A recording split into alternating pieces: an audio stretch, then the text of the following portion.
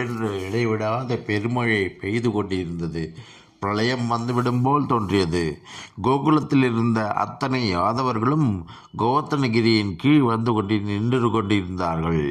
ஒரு வாரமாக மழை கொட்டி தீர்க்கிறதே. வானத்துணியில் கிழிசல் ஏற்பட்டு விட்டதா? ஆனால் கனமழை தொடர்ந்து பெய்து கொண்டிருந்ததை பற்றி யாதவர்கள் யாரும் கவலைப்படவில்லை. அவர்களை காக்கத்தான் கண்ணன் இருக்கிறானே. அவர்கள் ஒற்றை ஆள்காட்டு விரலால் மலையை தூக்கியவாறு நின்று கொண்டிருந்தான் கண்ணன். சக்கரத்தை ஏந்தும் கரம் இப்போது மலையை தாங்கிக் கொண்டிருந்தது. அவன் முகத்தில் எப்போதும் போல் இனிய புன்முறுவல். ஆண்கள், பெண்கள், குழந்தைகள், ஆடு மாடுகள் என மலையின் கீழ் ஒதுங்கிய கூட்டம் ஆனந்தமாக மழையை ரசித்து கொண்டிருந்தது. அந்த காட்சியை பார்த்த கோவர்த்தனகிரி தனக்குள் நகைத்து கொண்டது. அதன் நகைப்பை உணர்ந்த கண்ணன் மலையிடம் மானசீகமாக பேசலானான். என்ன சிரிப்பு? என் விரல் வலிக்குமே என்று உனக்கு கவலையாக இல்லையா? வலியா? உனக்கா? உலகம் முழுவதும் தாங்குபவன் நீ. வராக அவதாரத்தில் பூமி முழுவதையுமே தாங்கி கடலிலிருந்து மேலே கொண்டு வந்தவன் தானே நீ. உன்னை நம்பினால் உலகம் மேலே வரும் என்பது உண்மைதானே. உனக்கு வலிக்கக்கூடாது என்று நானே என்னை இயன்றவரை லேசாக்கி கொண்டு விட்டேன். நான் நகைத்தது என் மன ஆனந்தத்தின் காரணமாக. அப்படி என்ன ஆனந்தமோ? உன்னை சரண் புகுந்து உன் அருளின் நிழலில் ஒதுங்குபவர்களை முன் ஜென்மத்தில் செய்த முன்வினை பயன் என்கிற மழை ஒன்றும் செய்யாதே. அதன் நிரூபணம்தானோ இன்று இந்த காட்சி என்று நினைத்து மகிழ்ந்தேன். முன்ஜென்மம் பற்றி பேசுகிறாயே, இது துவாபர யுகம். போன திரேதா யுகத்தில் நீ யாராக இருந்தாய் என்ற நினைவு உனக்கு வந்ததா என்று கண்ணன் நகைத்தான். மலையின் மனதில் அதன் சென்ற பிறவி குறித்த சிந்தனைகள் ஓடின. சேதுபந்தனம் நிகழ்ந்த இராமாயண காலம். அனுமன் கடலோரத்தில் மலைகளை கொண்டு வந்து குவித்தான். பாலம் வேக வேகமாக கட்டப்பட்டு கொண்டிருந்தது. வடக்கிலிருந்து பெரும் மலைத்தொடரிலிருந்து ஒவ்வொரு மலையாக எடுத்துச் சென்ற அனுமன் மலைக்கூட்டத்தினிடையே இருந்த சுமேரு என்ற மலையையும் கடற்கரைக்கு கொண்டு செல்ல கையில் எடுத்தான். அவன் அந்த மலையோடு தாவி பாதி வழி வரும்போதுதான் தொலைவிலிருந்தே தெரிந்தது சேது பாலம் முற்றிலுமாக கட்டி முடிக்கப்பட்டு விட்டது என. மலையை அப்படியே கீழே வைத்து விட்டான். மலை தன்னை வைத்த இடத்தில் காலூன்றி கொண்டது.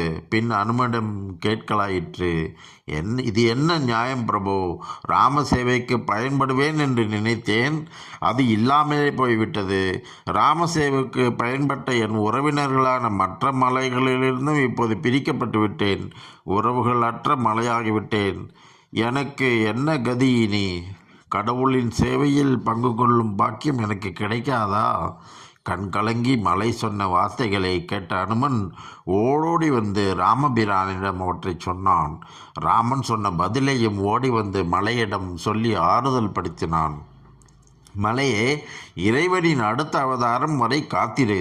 காலம் கனியும் போது நீ கடவுளுக்கு சேவை செய்வாய் என்று சொல்லிவிட்டு அனுமன் ஒரே தாவாக தாவி சேது அணை நோக்கி சென்று விட்டான். தாவியது அனுமன் மட்டுமா? காலமும் என்ன வேகமாக தாவிச் செல்கிறது. திரேதயாகம் முடிந்து துவாபர யுகம் பிறந்து விட்டதே. இதோ கண்ணனின் அருளால் யாதவ குலத்தை காக்கின்றேனே. இதுதான் நான் இறைவனுக்கு செய்யும் சேவையா? மலை நெகிழ்ச்சியுடன் நடப்பவற்றை பார்த்து கொண்டிருந்தது.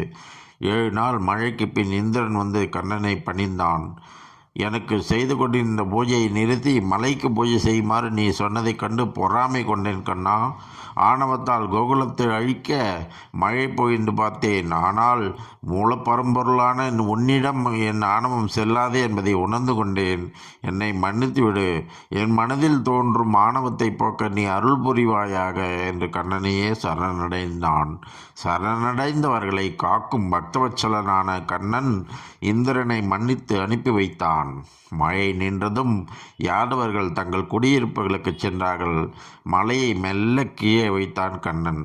மலை கண்ணனை பணிந்தது. 7 நாள் உனக்கு சேவை செய்யும் பாக்கியம் கிடைத்தது கண்ணா. உன் கருணையே கருணை. கண்ணன் குறும்பு கொப்பளிக்க கலகலவென நகைத்தான். மலையே, எனக்கு நீ சேவை செய்தாயா? உன்னை அல்லவா 7 நாள் நான் தூக்கி கொண்டிருந்தேன். நான் உனக்கு சேவை செய்ததாக வல்லவா தோன்றுகிறது. அபச்சாரம், அபச்சாரம். மலை தன் கன்னத்தில் போட்டுக்கொண்டது. அவன் அருளாலே அவன் தாள் வணங்கி என்கிறார்களே அடியார்கள். உன் அருள் இருந்தால்தானே உன்னை பக்தி செய்யும் மனமே வாழ்க்கும். கிருஷ்ணா, சென்ற திரேதா யுகத்தில் உனக்கு சேவை செய்யும் வாய்ப்பு கிட்டாமல் போய்விட்டது. இந்த துவாபர யுகத்திலோ உனக்கு செய்த சேவையை நீதான் எனக்கு செய்ததாக மாற்றிச் சொல்கிறாய். நீ வார்த்தைகளை மாற்றி பேசுவதில் வல்லவனான திருட்டுக்கண்ணனாயிற்றே. நீ எது சொன்னாலும் அதை கீதை என உலகம் ஏற்கும். நல்லது, உன் அருளால் அடுத்து வரும் கலியுகத்திலாவது உனக்கு சேவை செய்யும் வாய்ப்பை அருள்வாயாக. கண்ணன் மலையையே கனிவுடன் பார்த்தான். தான் தூக்கி நின்ற 7 நாட்களும் மலை தன்னைத்தானே லேசாக்கி கொண்டதையும் எண்ணி பார்த்தான். பின் புன்முறுவலுடன் அதன் வேண்டுகளுக்கு இணங்கி அருள் புரிந்தான். மலையே, உன்னை துவாபர யுகத்தில் 7 நாள் நான் தாங்கினேன். அதற்கு பதிலாக கலியுகத்தில் 7 மலையாக நீ என்னை தாங்குவாயாக. நான் ஸ்ரீனிவாசனாக உன்மேல் கோவில் கொள்வேன். மலையப்பனாக மக்கள் என்னை வணங்குவார்கள். என் திருமார்பில் உறையும் லட்சுமியின் கடாட்சம் மக்களுக்கு பொங்கும்.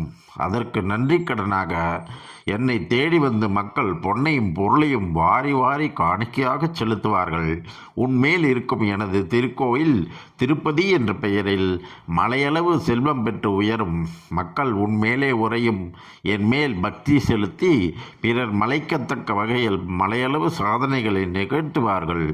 கண்ணனது அருளுரை கேட்ட மலை அவனை நெடுஞ்சான்கனையாக வீழ்ந்து வணங்கியது.